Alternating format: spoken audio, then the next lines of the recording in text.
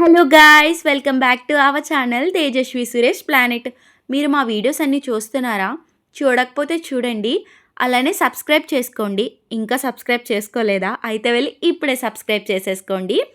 And ఈరోజు video ఏంటి అంటే, రథసప్తమి రోజు మేము ఎలా పూజ సెలబ్రేట్ చేసుకున్నామో అదే ఈ వీడియోలో చెప్తానమాట. సో ఫస్ట్లీ మేమేం చేసాము అంటే, పిడకల పైన పాలు పొంగించామన్నమాట.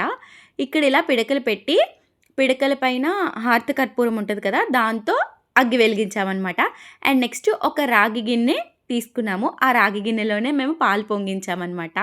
సో ఇక్కడ చూస్తున్నారు కదా, ఇలా పిడకలు పెట్టి ఫస్ట్ మేము ఇసుకేసామన్నమాట. ఇసుక పైన పిడకలు పెట్టి హారతి కర్పూరం ఉంటుంది కదా, ఆ కర్పూరం పెట్టి ఇలా అగ్గి రాజేసిన తర్వాత దానిపైన పాలు పొంగించాం. ఇంతకీ రథసప్తమి అంటే ఏంటి, నాకేం తెలుసో అదే మీకు చెప్తాను. రథసప్తమి అంటే సూర్యుడు పుట్టినరోజు అని అంటారనమాట.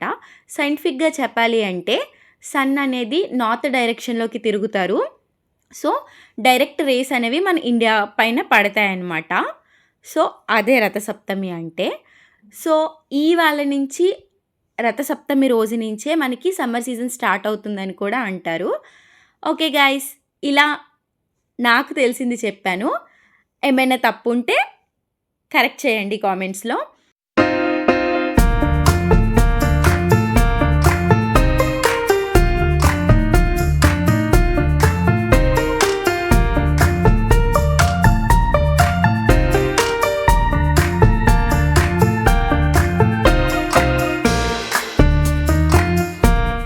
ఇలా పాలు పొంగాయి అనమాట.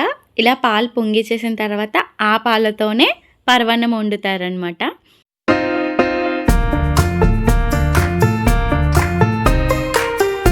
సో పరమాన్నం వండుతారు అని చెప్పాను కదా, అందుకని చెప్పి నేను ఇక్కడ బియ్యం వేస్తున్నాను అనమాట.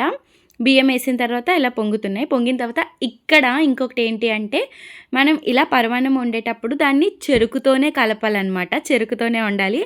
అందుకని చెప్పి పాలు పొంగిన తర్వాత బియ్యం వేసిన తర్వాత ఇలా చెరుకుతో కలుపుతున్నాం అనమాట. చూసేయండి.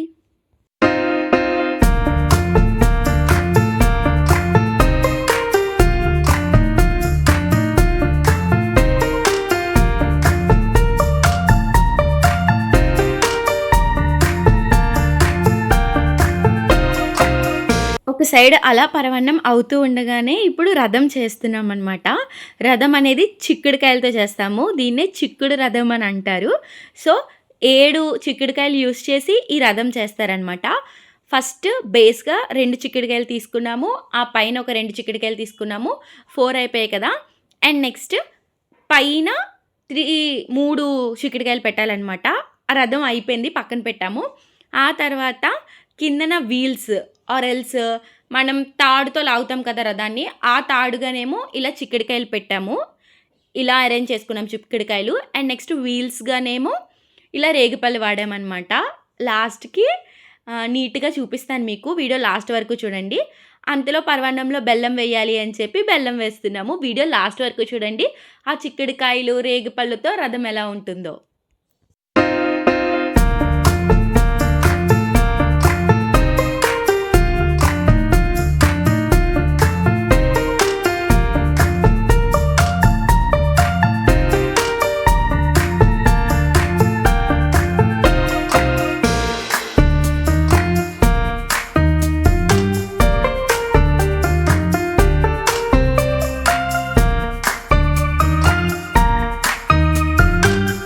పరమాన్నం అయిపోయింది.